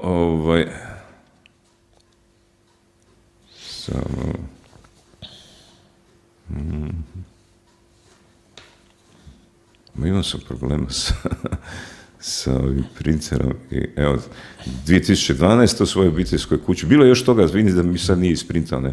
U svojoj obiteljskoj kući brutalno je ubijen 81-godišnji hrvatski povratnik Karlo Jurčević, zločin je potresan kraj, onda imamo, evo, selo Uskrs 2014. u svojoj kući mučki su ubijeni supružnici, hrvatski povratnici Nikola i Marica Crepulja, to je Kakanj. Onda imamo 2015. skupina vandala devastirala je obnovljene kuće nekih povratnika, pisao, evo, selo Šušnjar, 2017. povratnik Ilija Jerković, napadači upali u njegovu kuću, nanijeli mu teške ozljede glave i tijela, uzeli određenu količinu novca, ne?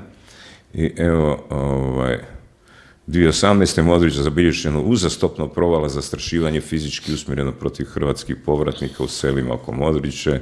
Lokalna zajednica val ocijenila kao izravan pritisak, ne? Evo, selo Kakanj napadnuta 2019. pretučena starija hrvatska povratnica unutar obitelji.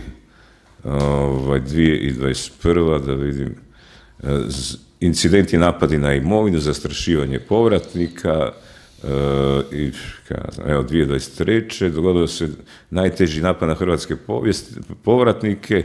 Hrvatski povratnik Marko Mišić brutalno je pretučen nakon što je pokušao spriječiti kradljice koji su ilegalno sjekli šumu na njegovom posjedu. Mišić je zadobio teške ozljede glave i unutarnjih organa, te nakon mjesec dana u bolnici preminuo. To je samo jedan dijelić što sam, evo, kratko sam imao vremena pripreme. Pa sad kad vidite toliko jednu količinu, dakle, politički i nacionalno usmjerenih raznih oblika nasilja, ne? Što nam to kao kriminalisti, kako, na koji način bi se ljudi trebali zaštititi? Gledajte, prvo, tu vidimo sad, dakle, da je to bilo i na području Federacije i na području Republike Srpske, dakle, modus je isti. Drugo, očito je najveći broj napada bio prema Hrvatima i to povratnicima. Znači, treće, tu je i poruka jasna, ne vraćajte se, jel, niste sigurni ovdje, ili ako ćete se vratiti, mi ćemo vas tuć, maltretirat i dobar dio ljudi je zapravo tu i ubijen, jel? Ono što mi sad, prvo, mi ne znamo tu uopće u Hrvatskoj premalo tih stvari znamo, jel? Da se sad to dogodi nekom srpskom povratniku u Hrvatskoj, ja mislim da bi to bila glavna vijest u Briselu. Ne u Beogradu samo ili Sarajevu i Banja Luci, nek to bi bilo u Briselu glavna vijest, jel? Znači, toliko se vidi koliko medijski, obavještajno i lobistički Srbija vrlo jako djeluje, a u Hrvatskoj to uopće se ne zna za ta slučajeva, jel? Tako da je hvale vrijedno ovo da uopće netko na nekom mediju iznese te stvari, jel? I ono što je po meni najkritičnije je to da očito Hrvatska država se nije postavila kako se trebala postaviti, jel? Znači, u svakom slučaju te ljude je trebalo zaštiti, trebalo je inzistirati da oni dobiju posebnu zaštitu, da se ti počinitelji pronađu i jako sankcioniraju, tako da bude poruka obrnuta. Ne, povratnicima možete raditi šta hoćete, možete ih pljačkat, pretući, krast drva, krast novčanike, silovat stare bakice i ubijat. Nego da je poruka bilo ko takne, dakle bilo koga, vidite da u Hrvatskoj, znači, ne smijete srpskog političarima jajima gađa, tribun ga ne smijete gađati, završite u zatvoru, jel? To je demokratsko pravo, ne znam, Busha su cipelom gađali, jel? A kamoli da nekoga pretučete, opljačkate, silujete i ubijete. Dakle, to je u Hrvatskoj, ja bih rekao, gotovo nezamislivo. Gotovo nezamislivo, jel? Dobro je da je tako, ali nije dobro da se to Hrvatima događa u Bosni i Hercegovini. I tu država, to je ono što sam rekao, dakle to su propuštene prilike loših politika gdje se nismo postavili na pravilan način što se tiče Hrvata diljem regije, a posebice u Bosni i Hercegovini. I to čini mi se da pomalo sada se popravlja, da se malo drugačije na to gleda. Nedavno sam čuo i premijera koji je postavio 5-6 vrlo snažnih uvjeta, primjerice ulaska Crne Gore u Europsku uniju, s kojima se manje više svima slažem i apsolutno ih podržavam, i konačno da je to neko rekao s te razine vlasti. A to je od ratne odštete, progon ratnih zločinaca, priznavanje logora i nekih drugih nerešenih, znači imovinsko-pravnih pa i graničnih pitanja sa Crnom Gorom. Tako se treba postaviti prema svima. Jel? Mislim, Izraelci su jako drastični u tome. Oni kad imaju neke povratnike na svom području, ali ne samo i povratnike, nego namjerno ukucaju svoje stanovništvo u područje, dakle, Gaze, sad je nje više zapravo nema, ali zapadne obale, i one okolo toga naprave zid. Dignu zid od 2-3 metra, unutar toga stave vojsku. I nema šanse da fali kosa dlaka sa glave bilo kom izraelskom, dakle, ne povratniku, nego doseljeniku i useljeniku na te prostore gdje čak Izraelci možda stoljećima i tisućećima nisu prebivali. Na taj način oni provode svoje politike, zapravo točkastog destruiranja tih palestinskih zajednica, ali ovaj način štićenja je vrlo interesantan, pa do toga da njihovi kubici gdje ih oni uspostave naoružani su, imaju vlastito oružje. Kibuci, dakle, koji su naoružani, imaju vlastito oružje. Obučeni su, naravno tam svako je po 2-3 godine ima obvezu služenja vojnog roka, svi su služili, svi su vojno sposobni, obučeni sa oružjem i tak dalje, mogu se zasebno braniti. Naravno da to u Hrvatskoj nije bilo moguće da u Bosni i Hercegovini provede, ali je mogla tražiti i jako inzistirati i dignuti to na razinu koje je to Hrvatska mogla, obzirom da smo i članice NATO-a i Europske unije, i sve te aševe iz rukava i te adute mi uopće nismo koristili, ili vrlo blago smo koristili, a da ne govorimo da smo imali mi jake atribute i načine kako to, pa ako treba i zatvoriti granice, ako treba zatvoriti dotok energenata, hrane i svega ostaloga, jer to smo mi u mogućnosti napraviti, jer se preko Hrvatske, što se tiče Bosne i Hercegovine, najveći dio dovozi i oprema sa i energentima i sa hranom i sa svim ostalim stvarima.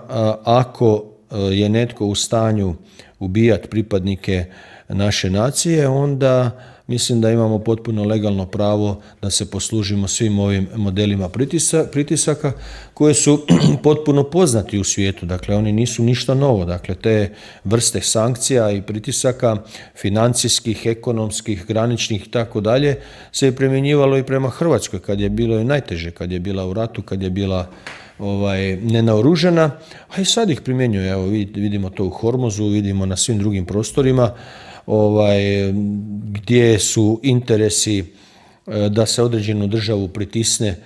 Tako je, ne znam, dignut u zrak sjeverni tok da bi Europa se prestala naslabljevati ruskim plinom, kako bi se opet Rusija financijski oslabila i tako dalje. Znači, i ova blokada koja je bila oko Irana, koju su Amerikanci jedno vrijeme provodili, isto je u tom cilju. Tako da ne vidim zašto bi Hrvatska bila drugačija i ne koristila sve ono što zapravo na neki način međunarodni običaji i pravo joj dozvoljavaju tamo gdje su naši interesi. A naš sigurno interes je da mi očuvamo hrvatski narod u Bosni i Hercegovini. Na kraju krajeva to nam je i ustavna zadaća. Problem je u Hrvatskoj što mi nemamo jasno izražene nacionalne interese. Oni su do 2000. zapravo ih nije bilo, onda 2002. je napravljena prva strategija nacionalne sigurnosti u kojoj su onako šturo ugurano i nacionalni interesi, pa je 2017. druga, gdje su također neki nacionalni interesi, ali oni nisu ključni, a što je opće po meni pogrešno da se u strategiju nacionalne sigurnosti stavljaju nacionalni interesi, zato što nacionalni interes treba biti iznad svega. Pa čak ako treba iznad Ustava, obrazložit ću. Jer strategija nacionalne sigurnosti je samo jedan kotačić u ostvarivanju nacionalnih interesa, koji moraju biti na vrhu piramide postavljeni. Primjerice, Izraelci su, dakle Židovi su, ili cionistički njihov pokret, 1896. 97. je postavio nacionalne interese, kad nisu imali još ni državu, niti teritorij gdje će biti i tako dalje. Oni su sebi postavili kao nacija u osnivanju, kao narod su si postavili nacionalne interese. I krenuli ih ostvarivati i iz tih nacionalnih interesa je nastala država, nastale su institucija, vojska, IDF, nastale su obavještajne službe, nastala je teritorij i tako dalje. Evo, spominjete Izrael. Što mislite o zabrani vrhovnog zapovjednika vojske, predsjednika Zorana Milanovića, zabrani suradnje hrvatske vojske sa izraelskom vojskom i hrvatske vojske sa ukrajinskom vojskom? Ukrajinska i izraelska vojska su trenutno najiskusniji u ratovanju, imaju najviše borbenog iskustva, osobito u novim metodama ratovanja koje su u zadnjih par godina pojavile. Pa gledajte, mi se ne moramo sa svime složiti to čime što Izraelci rade. Jel? Pogotovo mi kao građani. Posebice to što se dogodilo u Gazi. To da je Tudžman napravio kod Aluje, ja mislim da ne bi Hrvatske bilo, nego vjerojatno ne bi, mislim da bi nas NATO bombardirao. Ne? Dakle, naše generale se sudilo za prekomjerno granatiranje Knina gdje je jedan civil poginuo. Ne? Ovdje u minuti jedan civil pogine i očito nikome ništa. Jel? Međutim, kada ste predsjednik države, vas je narod birao da vi zastupate njihove interese. Ne interese palestinskog naroda, izraelskog, ruskog, ukrajinskog, bilo čijeg, hrvatske nacije. A da biste uspješno zastupali hrvatske nacije, nekad treba šutiti malo. Neke malo stvari treba prešutiti, neke treba ne reći neke stvari. Jel? Znači, vi nemate slobodu izražavati svoje mišljenje kao što vi sad i ja možemo to. Jel? Kao predsjednik države vi to ne možete. Vi morate voditi računa o interesu naroda. A ako je interes, a ja mislim da jest interes, da mi ovo što ste rekli, surađujemo sa državama koje su izuzetno vojno moćne i osposobljene i da imaju tehniku koja je nama izuzetno potrebna, onda vi s tim državama morate surađivati. Morate biti partner. Možda kao partner, kao dobar prijatelj, kao što i ljudi u biznisu kao partneri ili bračni partneri se poštuju, ali nekad si nešto prigovore pa kaže, čujte, možda ste to mogli nešto riješiti drugačije, nije to baš dobro da to tako radite. To se radi onda iza paravana, van medija, van javnog prostora i tako dalje. Pa biste možda više utjecali, ne znam, da Izrael neke stvari drugačije rješava nego na ovako što ste rekli, a izgubili ste ozbiljnog, vjerojatno, partnera i mogućnost da kupite ozbiljnu tehnologiju koja Hrvatska treba. Ne? Recimo, tu pogrešku Srbija ne radi. Da.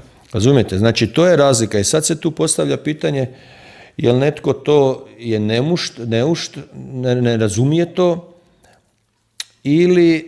ili su neki drugi interesi tu u pitanju pa se takve izjave daju i takve zabrane idu u tome smjeru. Dakle, to je nešto što treba razmisliti. Mislim da to da to nije bio dobar potez predsjednika, kao što i recimo, ne znam, proslava Dana državnosti. Možda nije ovaj Dan državnosti najsretnije rješenje, možda ima nekih boljih dana državnosti, ne znam, od ono kad se zaista Sabor razriješio svih političko-pravnih sveza s Jugoslavijom, ili ne znam, od dana kad je hrvatski narod na referendumu izglasao da ne želi više Jugoslaviju. Ne znam, to može biti, ne znam, krunidba kralja Tomislava ili papina bula. Može biti više datuma. Ja osobno da sam neki akter u politici i da imam tu mogućnost, ja bi raspirisao referendum. Jednostavno pitao hrvatski narod. Ajmo se svi zajedno odlučiti,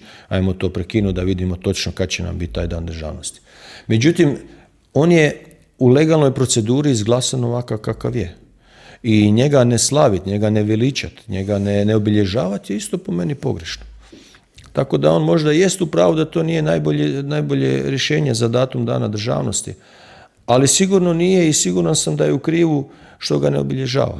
Sutra on može biti neki drugi, pa šta onda neki drugi dio političke spektra ne bude to obilježavao. Dakle, zato kažem, neke stvari u Hrvatskoj premalo opće referenduma zapravo nemamo. Mi ne moramo biti obvezni, on može biti savjetodavan. Jel?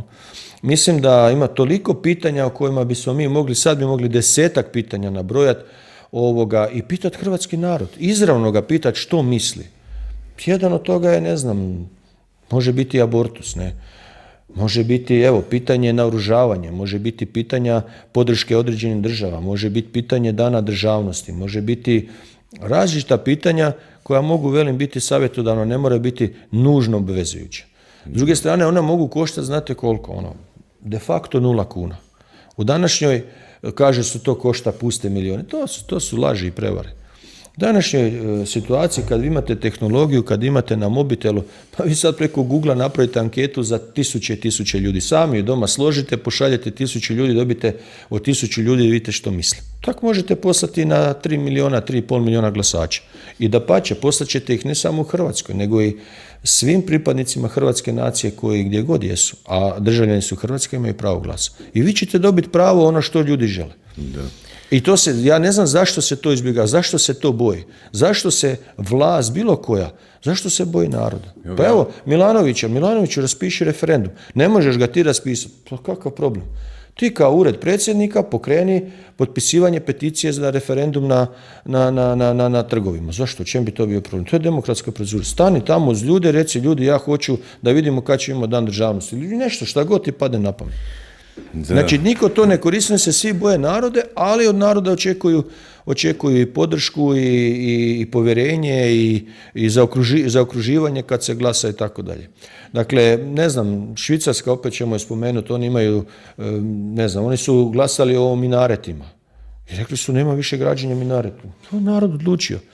Nema više onih burki, dakle, da se ne vidi lice, jer je to sigurnosni problem. Narod je to odlučio, nema problema, nema suprotstavljanja. Ko će reći ako vam izađe ne znam, ako vam 2 milijuna ljudi u Hrvatskoj kaže nešto treba biti ovako. Čim je to problem? Ne, nego je to ovi protivnici sa mentalitetom mentalnog komunista, kako kaže Aralica, da je narod neuk, da je narod blesav, da on može pogrešno odlučiti, pa da njemu nije dobro dati u ruke tako moćnu, polugu odlučivanja, što je smiješno, a istovremeno svi se kunu u narod, jer taj narod je to nas izabrao i onda kad, i Milanović kaže, ja sam dobio milion glasova. To je točno.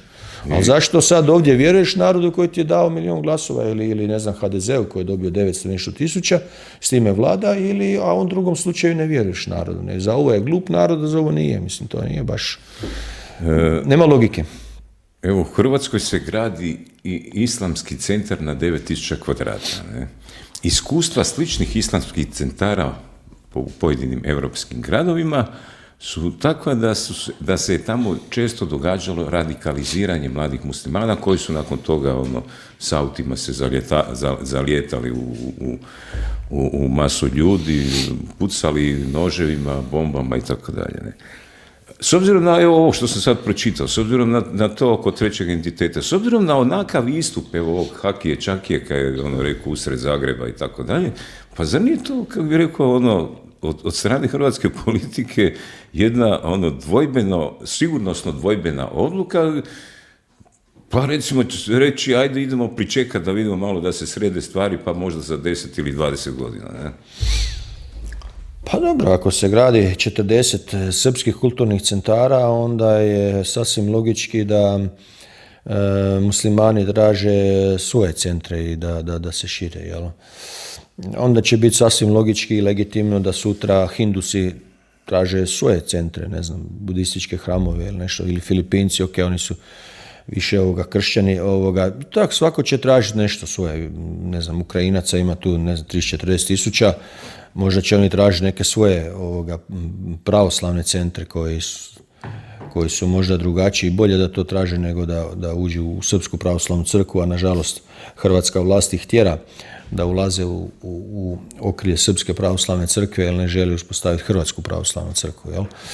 Tako da to je sve legitimno i to se može tražiti. Ono što je problem, što Hrvatska država financira destrukciju same sebe, jel?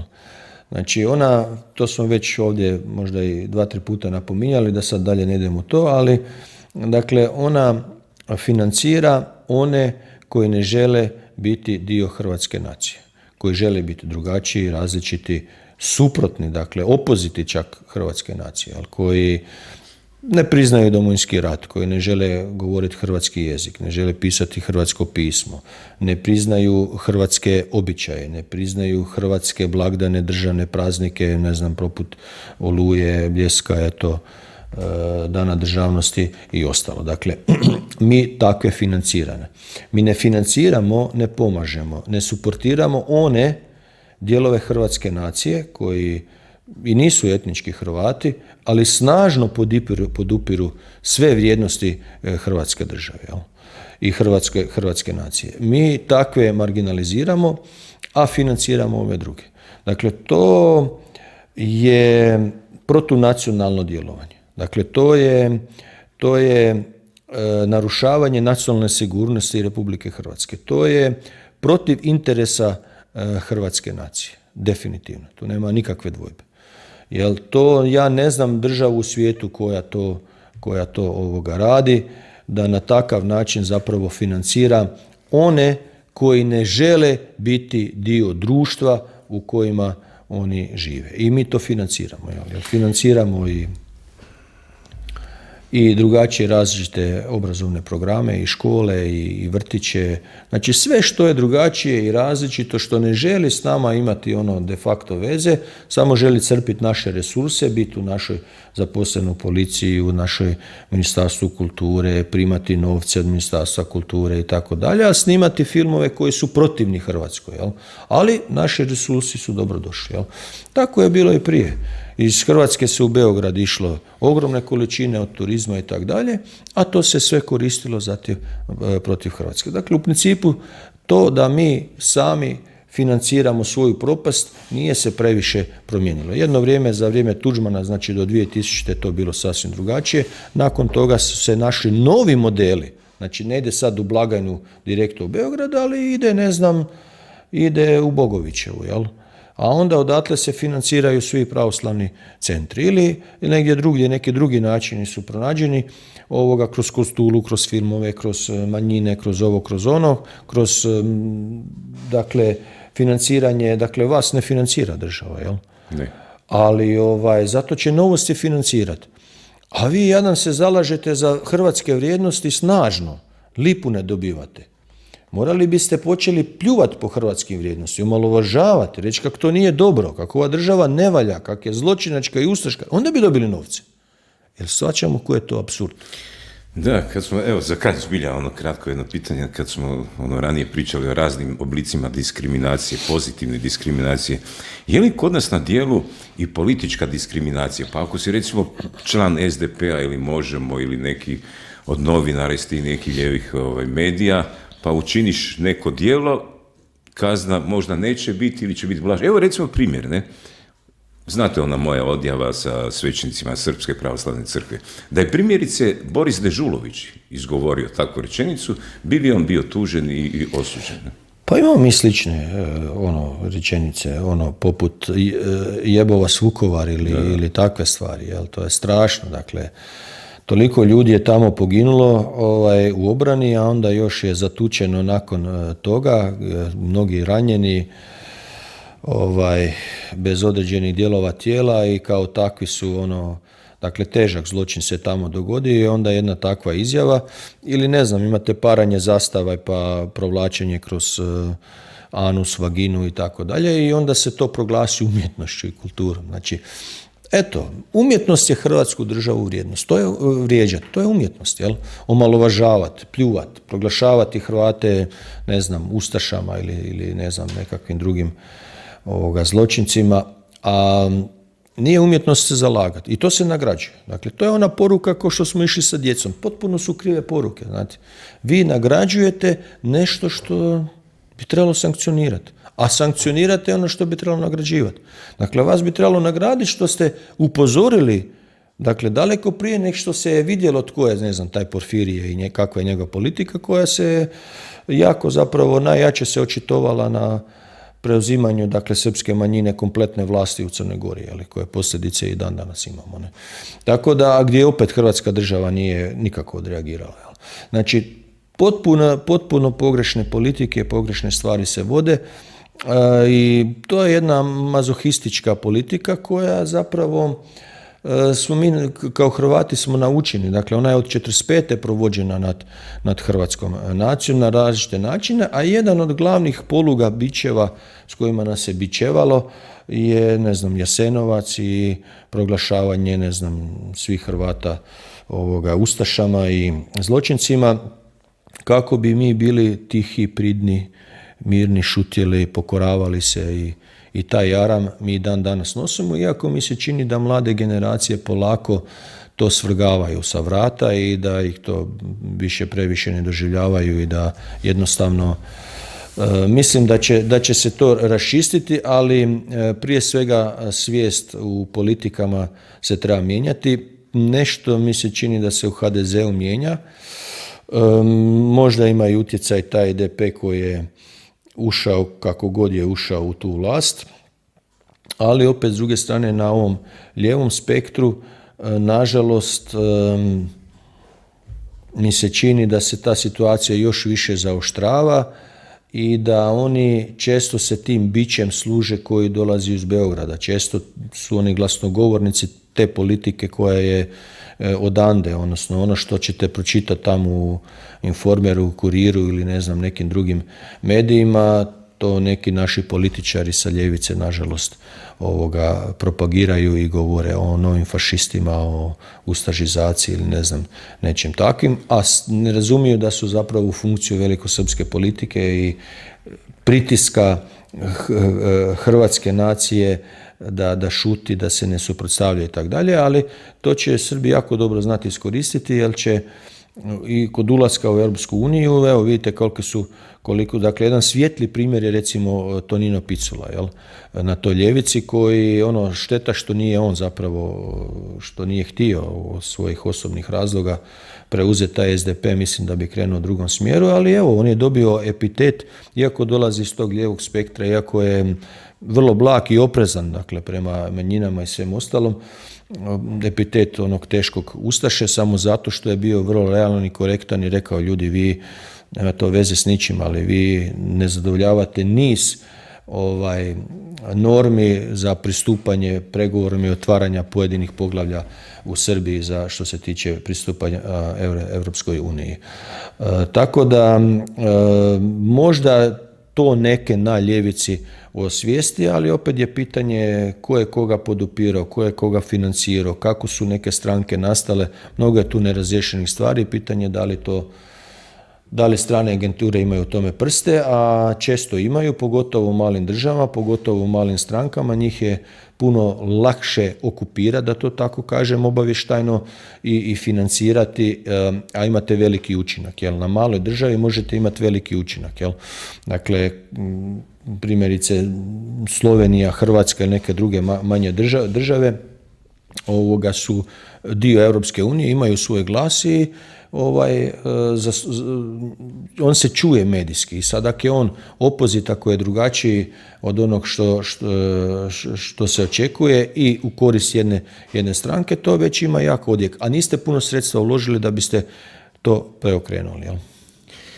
Gospodine Cvrtila, hvala vam lijepo na vrlo zanimljivom razgovoru. Hvala vama na pozivu.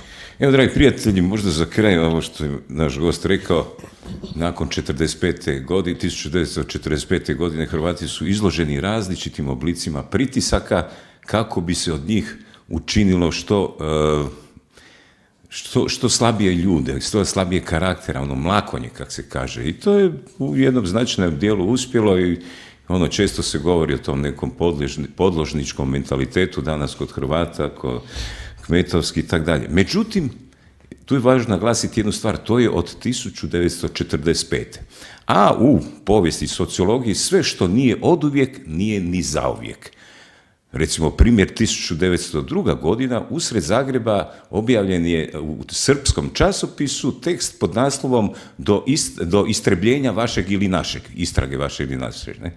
Nakon toga su građani Zagreba, sad možete zamisliti, građane Zagreba su izišli na ulice, 5 dana su trajale demonstracije, uništavali dućane srpskih vlasnika, dakle toliko je bila žestoka reakcija ljudi na takav jedan tekst.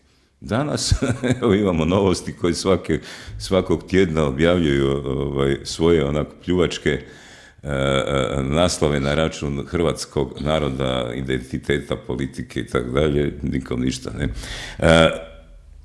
Sada smo pri kraju s pripremom naše 6. knjige, gdje smo izvukli, kako bih rekao, baš jedan biser hrvatske emigracije. Nešto nevjerojatno, dragi prijatelji, kad to vidite kako to izgleda.